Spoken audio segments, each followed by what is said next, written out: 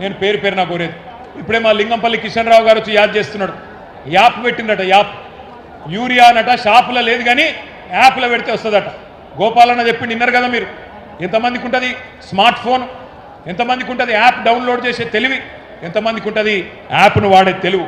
అందుకే ఈ రైతు సదస్సు వేదికగా ప్రభుత్వాన్ని డిమాండ్ చేస్తున్నాం, వెంటనే యాప్ల పేరిట జరుగుతున్న నాటకాలు రద్దు చేసి యథావిధిగా షాపుల్లో వెంటనే యూరియా అందించాలని చెప్పి మీ అందరి చప్పట్ల మధ్యన ఈ ప్రభుత్వాన్ని డిమాండ్ చేస్తూ ఉన్నాం.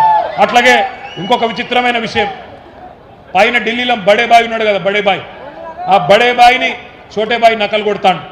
బీజేపీ వాళ్ళు కూడా ఆ మధ్యకాలంలో కిసాన్ యాప్ అని తెచ్చింది ఒకటి, కిసాన్ కపాస్ యాప్ అని, దాన్ని పత్తి రైతుల కోసం పెట్టింది.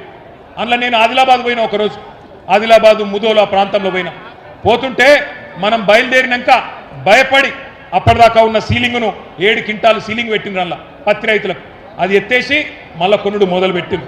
మరి ఇవాళ రేవంత్ రెడ్డిని కూడా నేను గుర్తు చేస్తున్నా, మోడీ అంతటోడే దిగొచ్చిండు రైతుల దెబ్బకు. 4 నల్ల చట్టాలు తెచ్చి రైతుల గొంతు కొయ్యాలని చూస్తే ఢిల్లీని చుట్టుముట్టి దిగ్బంధించి మోడీ సంవత్సర కాలం తర్వాత క్షమాపణ చెప్పేటట్టు చేసిన ఘనత ఈ భారతదేశంలో ఉండే రైతన్నలది. నువ్వెంత, నీ స్థాయి ఎంత అని చెప్పి నేను అడుగుతా ఉన్నా. అట్లాగే ఇక మీకు కొనుగోళ్ల గురించి అయితే నాకంటే బాగా మీకే తెలుసు. మక్కలు కొనేటోడు లేడు, జొన్నలు జోకేటోడు లేడు, వడ్లు కొనేటోడు లేడు. ఇవాళ రాష్ట్ర వ్యాప్తంగా గందరగోళమైన పరిస్థితి ఉన్నది, మీ అందరికీ తెలుసు. ఇక మేడిగడ్డ విషయంలో మీకు ఒక్క మాట మాత్రం చెప్పాలి. మొన్న మొత్తం హైకోర్టు తీర్పుతోని స్పష్టత వచ్చింది రాష్ట్ర ప్రజలకు. కాళేశ్వరం పేరు మీద ఇన్ని రోజులు చెప్పిన జూట మాటలు అవాస్తవాలను తేలిపోయింది.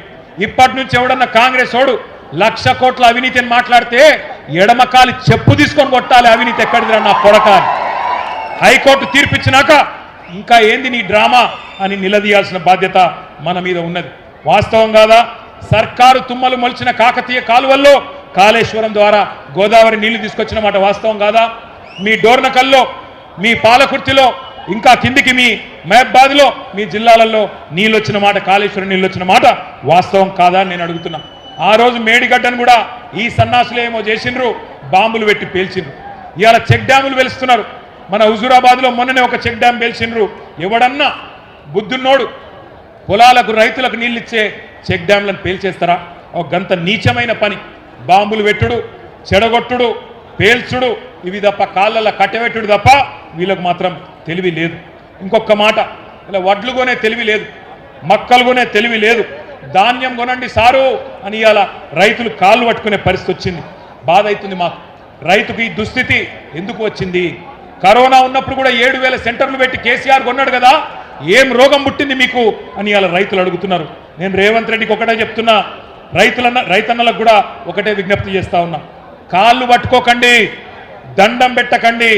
కాళ్ళు పట్టుడు బంద్ చేసి కాలర్ పట్టుడు నేర్వండి. కాంగ్రెస్ వల్ల కాలర్ పట్టుకోండి, దండం పెట్టుడు కాదు, కాంగ్రెస్కు పిండం పెట్టండి.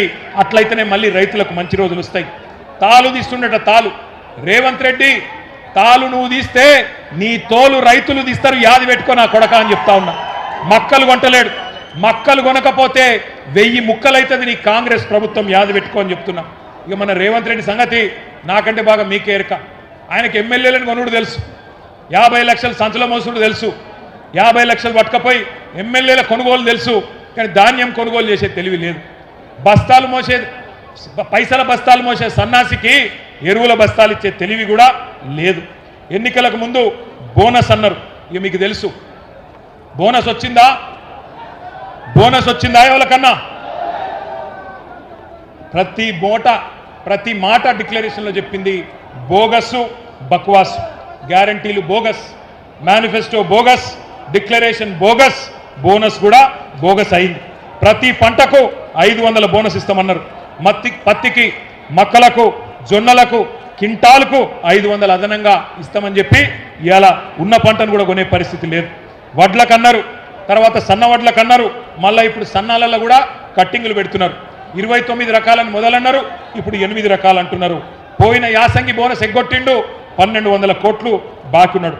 ఇక మీకు తెలుసు, ఆయన ఏమైనా గట్టిగా అడిగినాం అనుకో, ఏమైనా రేవంత్ రెడ్డి బోనస్ సంగతి అంటే ఏమంటాడు? మీ లాగుల తొండలిడుస్తా, నీ గుడ్లు వీకి గోటీలాడతా, నీ పేగులు తీసి మెడలేసుకుంటా, ఇటువంటి చిల్లర చిచోర మాటలు తప్ప పనికొచ్చే ఒక్క మాట కూడా ఆయన మాట్లాడలేదు. అందుకే పెద్దలు ఎప్పుడో చెప్పిండ్రు, అల్పబుద్ధివానికి అధికారం ఇస్తే దొడ్డవారి నెల్ల దొలగగొట్టు, చెప్పు తినడి కుక్క చెరుకు తీపి నెరుగున విశ్వదాభిరామ వినురవేమ అని ఎప్పుడో చెప్పిండు వేమన శతకంలో. ఇందిరమ్మ ఆత్మీయ భరోసా అని చెప్పిండ్రు, అది కూడా బోగస్ అయిపోయింది. ప్రతి కూలికి నెలకు 1000, ఏడాదికి 12,000, మొత్తం 15,000 కోట్లు బాకీ ఉన్నారు, మర్చిపోవద్దు. ఇక ఆఖరికి ఒకటే మాట చెప్పి నేను ముగిస్తా. పైన బడేబాయి చెప్పినట్టు కింద చోటేబాయి ఆడుతున్నాడు. కేసీఆర్ ఉన్నప్పుడు మోటార్లకు మీటర్లు పెట్టమంటే నేను పెట్టా, నా ప్రాణం పోయినా పెట్టా అని చెప్పి కేసీఆర్ గారు 30,000 కోట్ల రూపాయలు రుణం కూడా వదులుకున్నాడు. కానీ రేవంత్ రెడ్డి ఒప్పుకున్నాడు, సంతకం పెట్టిండు. మొదలు ట్రాన్స్ఫార్మర్ల కాడ మీటర్ పెడతారట, అటెనక మీ బాయిల కాడ పెడతారు. దీన్ని ఎదుర్కోకపోతే, దీన్ని వదిలించుకోకపోతే, ఇప్పుడు కొత్తగా 3వ డిస్కమ్ పేరిట జరుగుతున్న నాటకాన్ని రైతన్నలు పసిగట్టకపోతే మునిగిపోతామని చెప్పి నేను మీ అందరికి కూడా ముందే అప్రమత్తం చేస్తూ ఉన్నా. మరి దయచేసి మా అన్నలందరినీ, రైతన్నలందరినీ నేను ఒకటే కోరేది, ఒక్క మాట నేను విజ్ఞప్తి చేసేది మీ అందరికీ కూడా. ఒక్క మాట మీరు చెప్పాలా, వీళ్ళ పాలన ఎక్కువ రోజులు ఉండదు. రైతు సోదరులందరికీ నా ప్రార్థన, దయచేసి చేతులు జోడించి మా భారత రాష్ట్ర సమితి తరఫున, పెద్దలు కేసీఆర్ గారి తరఫున మీకు మా ప్రార్థన, దయచేసి ఆత్మహత్యలు వద్దు, గుండె ధైర్యం కోల్పోవద్దు, ధైర్యంగా ఉండండి. ఇంకొక సంవత్సరంన్నర తర్వాత మళ్ళా మంచి రోజులు వస్తాయి. ఈ రాబందు రాజ్యం పోతుంది, రైతు బంధు కేసీఆర్ రాజ్యం వస్తుంది. చివరిగా ఒక 4 తీర్మానాలు నేను చదువుతాను, మీరు ఆమోదిస్తే చప్పట్లు కొట్టి ఆమోదించాలని చెప్పి నేను కోరుతా ఉన్నా. తీర్మానాలు నేను చదువుతా ఉన్నా, దయచేసి ఆమోదించే పక్షంలో చప్పట్లతో మీరు ఆమోదించాలని కోరుతా ఉన్నా. అన్నదాతలకు వెన్నుపోటు పొడిచిన కాంగ్రెస్ గవర్నమెంట్ దుర్మార్గమైన తీరును నిరసిస్తూ ఈ ఓరుగల్లు సాక్షిగా మన రైతు సంగ్రామ సదస్సు 4 తీర్మానాలు చేస్తున్నది. మొదటిది, రాష్ట్రంలో కాంగ్రెస్ రాబందు పాలన వల్ల ఈ 2.5 ఏళ్లలో బలైన 1000 మందికి పైగా రైతన్నల ఆత్మకు శాంతి చేకూరాలని ఈ సభ తీవ్ర సంతాపం తెలియజేస్తూ రోడ్డున పడ్డ వారి కుటుంబాలను ఒక్కొక్క కుటుంబానికి 10 లక్షల రూపాయల చొప్పున నష్టపరిహారం ఇచ్చి ఆదుకోవాలని తీర్మానం చేస్తున్నది.